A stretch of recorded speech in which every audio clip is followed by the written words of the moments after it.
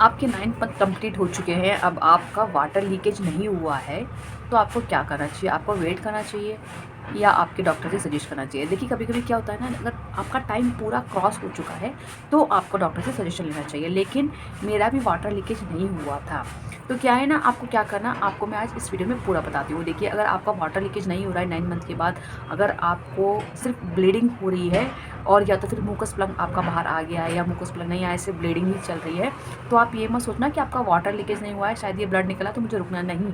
जब आपका water leakage हो जाए और अगर आपको वाटर लीकेज नहीं हो रहा है, सिर्फ ब्लड निकल रहा है, तो आपको बिल्कुल घर पर नहीं रुकना है। चाहे रात के आधी रात के 2 या 3 बज रहे हो या 4 बज रहे हो, इमीडिएट आपको हॉस्पिटल के लिए निकल जाना है। लोग बोलते हैं कि 24 आवर्स का टाइम होता है हमारे पास, नहीं, सबकी बॉडी एक सी नहीं होती। मैं आपको बोल रही हूँ, अगर आपकी ब्लीडिंग स्टार्ट हो गई है तो मत रुकना, क्योंकि वाटर लीकेज ब्लीडिंग में भी आ जाता है और मुकस प्लग भी उसी में निकल जाता है। ठीक है, कभी कभी पता नहीं चलता है, क्योंकि मेरे साथ भी कुछ ऐसा ही हुआ था, तो वो मैं आपको बाद में बताऊंगी। सबसे पहले मैं आपको बता दूं कि अगर आपका वाटर लीकेज नहीं हो रहा तो आपको नहीं रुकना है। अगर आपका टाइम पूरा क्रॉस हो चुका है तो आपको डॉक्टर के पास जाना ही पड़ेगा।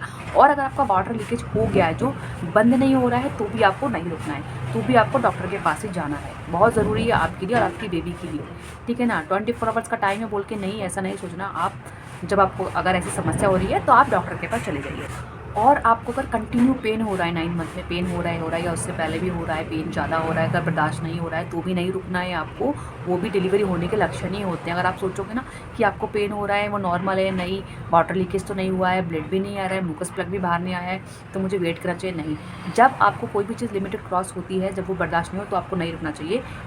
तो बेबी आपको इंडिकेट करता है कि उसको अंदर प्रॉब्लम हो रही है या कुछ प्रॉब्लम है, आप जाके तुरंत अपने गाइडलाइन से मिले। इससे क्या होगा ना, आपको अगर आपकी डिलीवरी का टाइम भी नहीं है, तो आप उनसे जब इस टाइम पे मिल लोगे, जब आपके शरीर आपको बता रहा है कि प्रॉब्लम है, तो क्या होगा ना, आपका चेकअप करने के बाद अच्छी मेडिसिन दे सकते हैं या आपको ड्रिप लगाकर भी घर भेज सकते हैं। ठीक है, लेकिन अगर आपका पूरा मन चल रहा है, अगर आपकी डिलीवरी का टाइम आ गया है, पेन ज़्यादा है या मुकस प्लग बाहर आ गया या ब्लीडिंग हो रही है या वाटर लीकेज हो रहा है, तो आपकी डिलीवरी उसी टाइम हो जाएगी पक्का। आपको डॉक्टर एडमिट कर लेंगे। लेकिन ये सोच के मत रुकना कि आपको वाटर लीकेज हुआ ही नहीं है तो मुझे जाना ही नहीं है, सिर्फ मेरा हल्का हल्का ब्लड गिर रहा है तो पैड लगा लेती हूँ, रुक जाना, नहीं, बिल्कुल नहीं रुकना है। आपको इमीडिएट डॉक्टर के पास जाना ही जाना है।